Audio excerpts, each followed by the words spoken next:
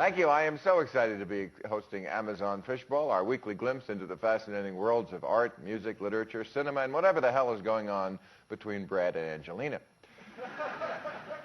So enjoy tonight and tune in each Thursday night beginning in June for our all-new guests and shows. Okay, first in the Amazon Fishbowl, this acclaimed American author writes bestsellers like You and I Write Checks. He is the recipient of the 2003 National Book Foundation Medal for Distinguished Contribution to American Letters, and his gripping new novel, Cell, is available right now on Amazon.com. Of course, please welcome Stephen King. How you doing? Good. You look good. It's nice to be here. It's nice to have you. I have to tell you, you have entertained me more times than I could possibly list, and to me that's all that matters is entertainment. Well, the same goes back. Well, let's keep talking. Why don't we just talk about that? Now, you know what I want to ask you about, because a couple of months ago I had on my other show on television. So 20th century that is television. So I know. 20th century. Salman so Rushdie. And you know, Salman Rushdie, he was telling me that he has this, and everybody knows, he has a terrible reputation as a dark guy because people were trying to kill him. Right. And he's anything but a dark guy. He's funny and he's light, he's wonderful. And you have the reputation as the horror guy. And I was talking to you in the hotel, not a hotel, it's a lodge we're staying at. Hotels have food. Right. Exactly. You two have no food? Okay. And you're anything but a scary guy. Well, that was kind of scary, the way you did that. See me later. No, but, I mean, you are pigeonholed, and as we all are in show business, as one thing. But, I mean, so much of your stuff, Shawshank Redemption. Well, I mean, how many times has somebody walked up to you and said, oh, Bill Maher, be funny. Right. You know, you're like, well, what can I do? You know, I'm just sort of stuck with this reputation of being a scary guy. So what do they say to you? They say, are you really a scary guy? And I say, sure, I've got the heart of a small boy. I keep it in a jar on my desk, and that, that shuts them up. That keeps them away.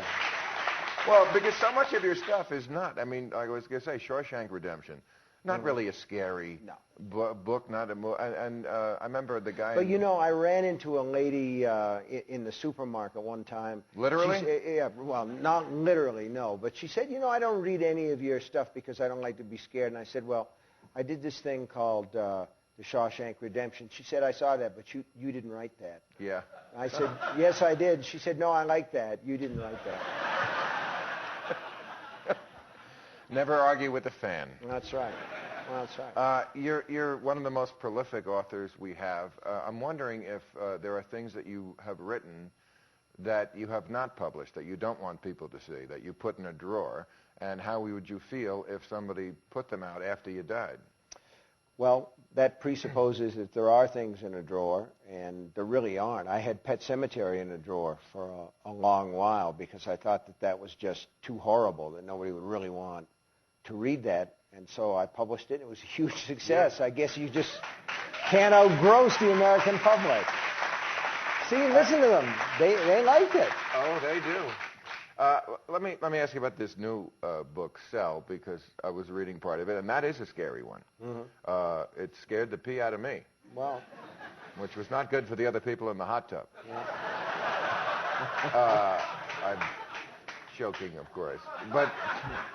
But it seems to me when I was reading this that we probably have that in common. For a long time I resisted modern technology. I still am not very good at it.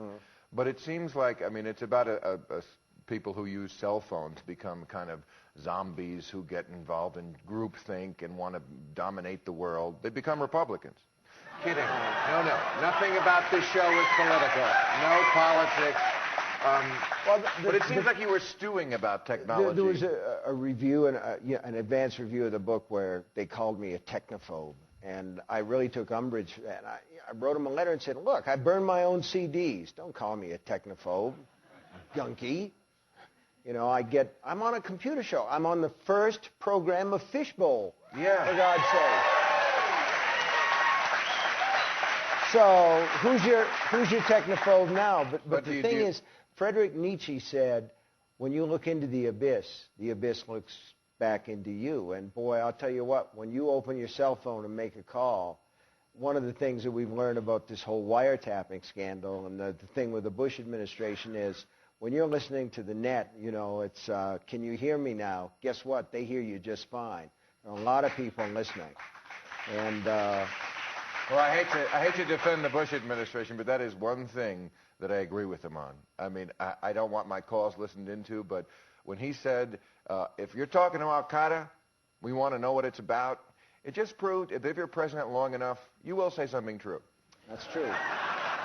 Well, I'm more concerned about a dirty bomb in Long Beach than I am hearing me making a deal for 2 ounces of pot. Not 2 ounces. But you know what? Not 2 ounces. 2 ounces, way too much. You know what? I think George is listening to you and your dealer and not Al-Qaeda. That's what I think. Not that you have a dealer. No. I'm not saying that. I don't. I grow my own. Anyway, that's not true either. Strictly for medicinal purposes, too, guys. Yes. Well, you used to drink. I've heard that you based the character in The Shining, the Jack Nicholson character who was drinking up there in the lodge. It looked a lot like where I'm staying. Oh, believe me. But he had food. If you could abuse it, I used it. You did? But, you know, this is something I've always said about the arts, any arts. I mean, heroin, I would never recommend it, but I always said it didn't hurt my record. If it was in the medicine cabinet, you used it, yeah? But it didn't hurt my record collection. Yeah.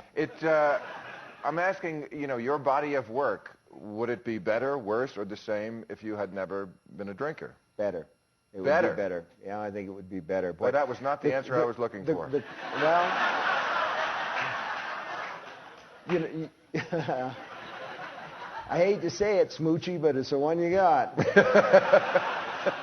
Really? What? You're sure of that? Yeah, well, I mean, the question is, would there be a body of work at all? Because the drinking, the drugging, on all those habits don't come out of a real happy personality. And any kind of art comes out of a, you know, conflicted personality. So who knows? And why are we getting so deep into this anyway? No, we're not going to. Because one thing I really want to ask you before we run out of time is about these recent scandals. I mentioned it in the monologue, the book A Million Little Pieces by James Fry was that guy, James and then Fry. J.T. Leroy.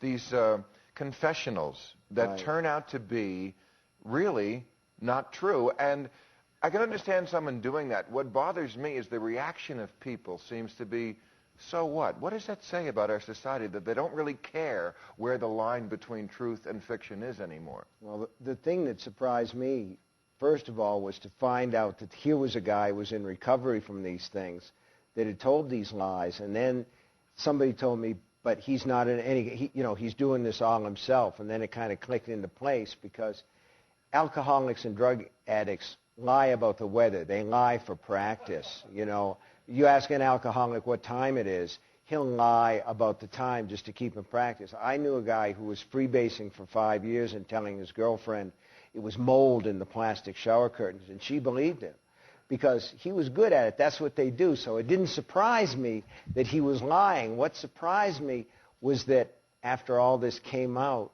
that Oprah would kind of like stand up and say, oh, Right. that's okay. I mean, hey, most of the feeling of it was real because once you find out an alcoholic's lying about one thing, man, sorry, Katie barred the door, probably a lot of it's lies. I knew a guy who told his wife he was not doing marijuana over and over, and she said, I know you are, and he was denying it, and finally she said, Peter, there's a piece of marijuana on your tooth. The book is Cell. Stephen King.